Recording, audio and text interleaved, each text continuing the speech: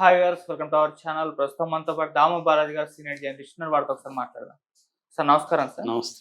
Sir ఉత్తరాఖండ్‌లో మరొక helicopter ప్రమాదం జరిగింది సార్. ఒక హెలికాప్టర్ కుప్పకూలిపోయింది. దాదాపు 5 మంది వరకు చనిపోయినట్టుగా వార్తలొస్తున్నాయి. అంటే కొన్ని రోజుల అవధిలోనే అటు విమానం ప్రమాదం, హెలికాప్టర్ ప్రమాదం జరగడం అందరిని కూడా కలిచివేస్తుంది. మరి ఈ ప్రమాదం ఎలా జరిగింది? దీనికి సంబంధించి ఎటువంటి వివరాలున్నాయి సార్? మొన్ననే 12వ తేదీ ఎయిర్ ఇండియా ఫ్లైట్ బోయింగ్ 787-8 కూలిపోయింది. సో ఇది ప్రపంచవ్యాప్తంగా సంచలనం సృష్టించిన సంఘటన. ఇది మరొక ముందే ఇప్పుడు ఒక హెలికాప్టర్ ప్రమాదానికి గురయ్యి దాదాపు 6 మంది చనిపోయినారనే వార్తలు వస్తున్నాయి.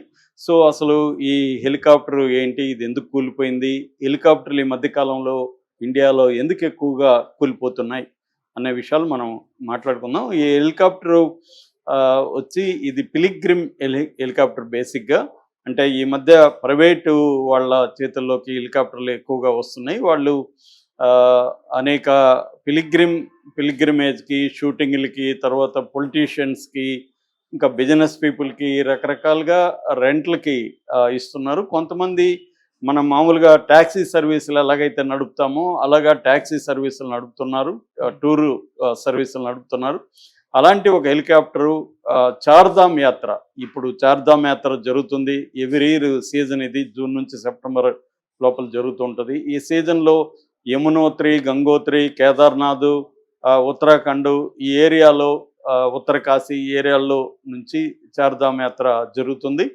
ఇలాగా ఇదేంటంటే హై ఆల్టిట్యూడ్ ఉంటుంది. దాదాపు 3000 నుంచి 3600 మీటర్ల వరకు హైటు ఉంటుంది.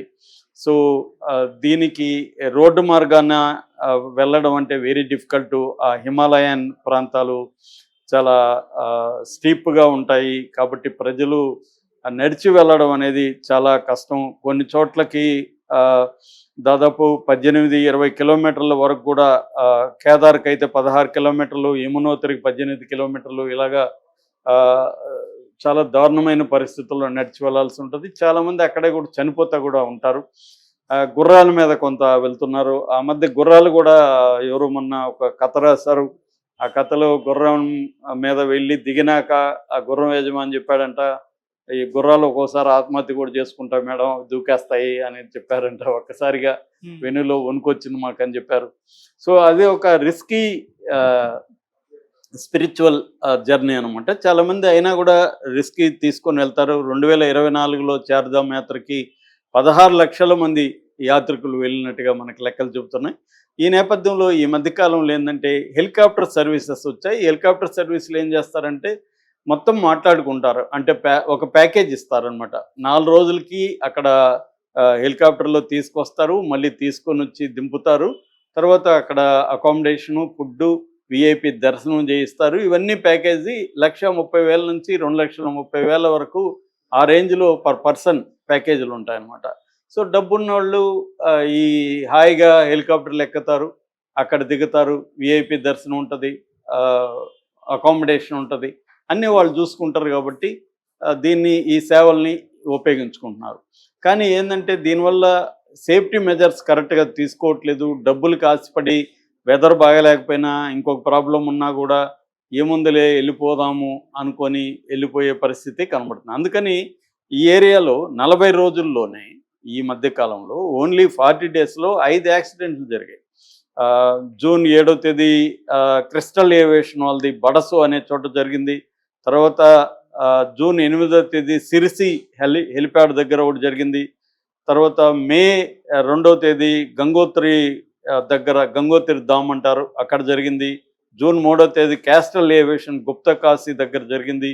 ఇంకొక ఉత్తరాఖండ్లోనే ఇంకొకటి కూడా జరిగింది. ఇది మొత్తం 40 రోజుల్లో 5 సంఘటనలు, హెలికాప్టర్ల సంఘటన జరిగింది. ఇది ఇప్పుడు ప్రస్తుతం జరిగింది వచ్చి డెహ్రాడూన్ నుంచి కేదార్నాథ్ వెళ్తుంది.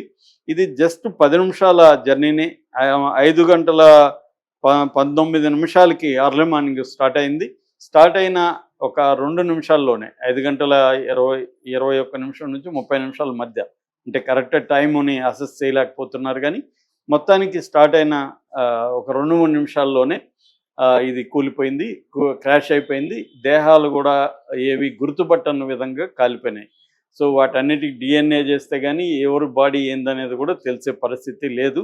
దీనికి ఏంటంటే రెస్క్యూ ఆపరేషన్లు కూడా కష్టం. ఇది కూలిపోయిన ప్రాంతానికి వెళ్ళాలంటే ఓన్లీ నడిచి వెళ్ళాల్సిందే. ట్రెక్కింగ్ మార్గం 5 నుంచి 7 కిలోమీటర్లు స్టీప్ కొండని ఎక్కాల్సి ఉంటుంది. సో అందువల్ల ఇంకొక హెలికాప్టర్ అక్కడికి వెళ్ళాలంటే మేజర్ ప్రాబ్లమ్స్ ఉంది. సో అసలు ఇది ఎవరిది హెలికాప్టరు, ఎందుకు ఇది కూలిపోయింది అనేది చూసినప్పుడు ఇది ఆర్యన్ ఏవియేషన్ ప్రైవేట్ లిమిటెడ్ అనే ఒక సంస్థ నడుపుతుంది. ఇది మేకింగ్ వచ్చి బెల్ 407 హెలికాప్టర్ మేకింగ్. సో దీన్ని బెల్ టెక్స్ట్రాన్ అనే ఒక సంస్థ, ఎక్కువగా వీళ్ళే తయారు చేస్తున్నారు హెలికాప్టర్. ఈ సంస్థ తయారు చేసింది. దీంట్లో సింగిల్ ఇంజిన్ ఉంటుంది, లైట్ యూటిలిటీ ఉంటుంది, 6 నుంచి 7 మంది అంటే పైలట్ ప్లస్ 6 మంది వరకు కూర్చోవచ్చు. ఇది గంటకి 2246 కిలోమీటర్ల వేగంతో ప్రయాణిస్తుంది. దీని రేంజ్ 1133 కిలోమీటర్ల 611 కిలోమీటర్ల వరకు రేంజ్ ఉంది. 4 బ్లేడ్ల రోటార్ సిస్టమ్ ఉంటుందని చెప్తున్నారు.